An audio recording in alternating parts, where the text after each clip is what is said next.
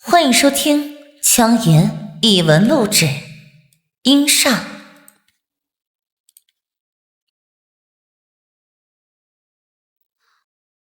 我是做中医针灸推拿的，自己开了个理疗馆。这店的地理位置不错，我的手法也过得去，这生意一直还蛮好的。几乎每天都会来6、7个新老客户，保证了我收入的同时，还让诊断的费用可以逐年往上升。本来我都打算开班收徒了，可就在前年的9月份，这生意一下子一落千丈。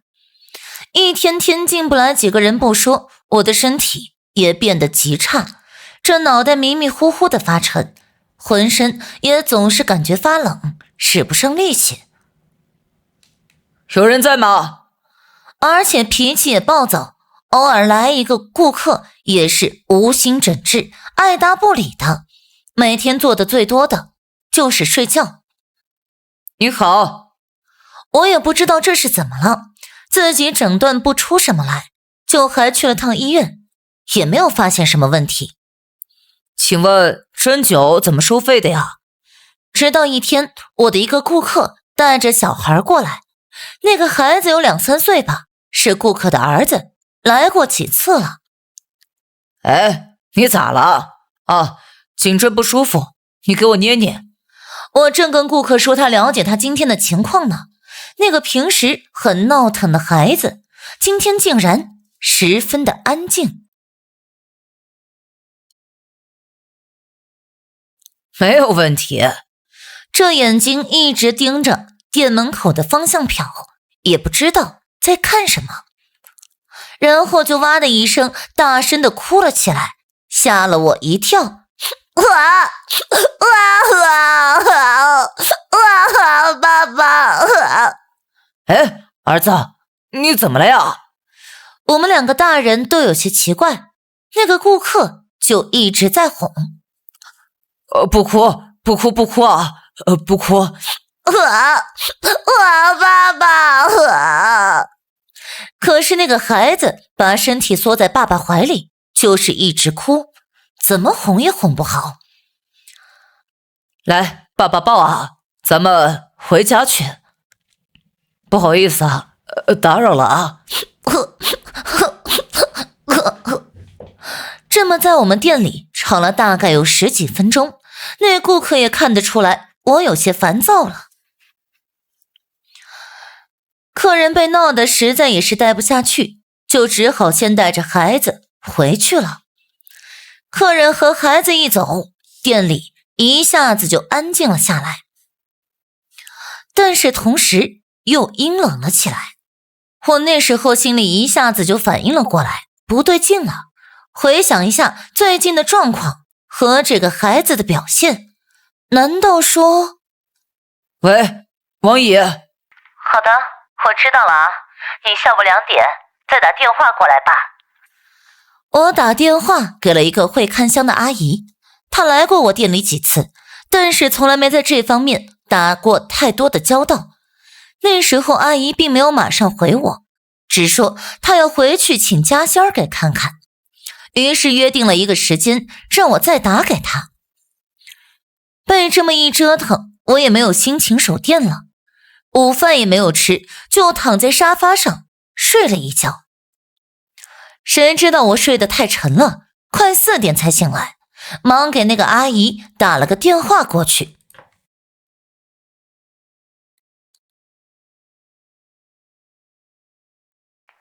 你身体不好，生意也不好，是因为你店门口站了一个阴煞。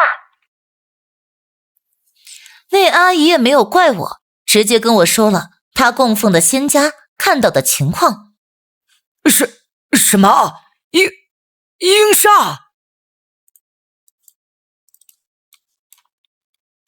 没事儿，仙家给你送走了，现在已经没事了啊。哎呀，有那个东西天天堵着你们，这生意能好吗？按照那个阿姨说的，我店门口这段时间一直站着一个阴煞，挡住了财路，也增加了我店内的阴气。这次是送走了，你还是得找找原因啊。所谓的阴煞，就是人死后还未去投胎的魂魄，因为还没有去地府，不能叫鬼，只能叫做游魂，或者是阴煞。如果放在以前，有人跟我说这些，我是绝对不会信的。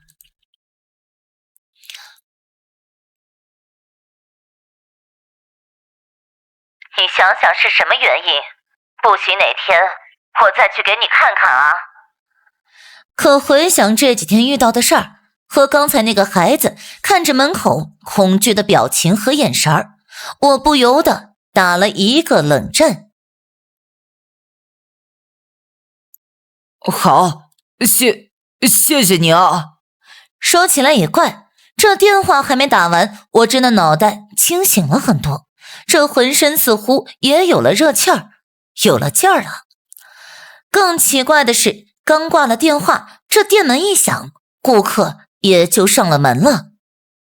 你好，而且还是一个新的顾客。那个咋了？不营业吗？啊，营业，里面请啊。在我接待那个顾客的时候，又有几个电话打了进来，都是老顾客来约时间的，还有几个要介绍的新朋友来。这一下子让我是不信也不行了。不过那个阿姨提醒的对，我得想想是什么原因引得那个阴煞站到了我的店门口，一边给顾客做推拿一边想。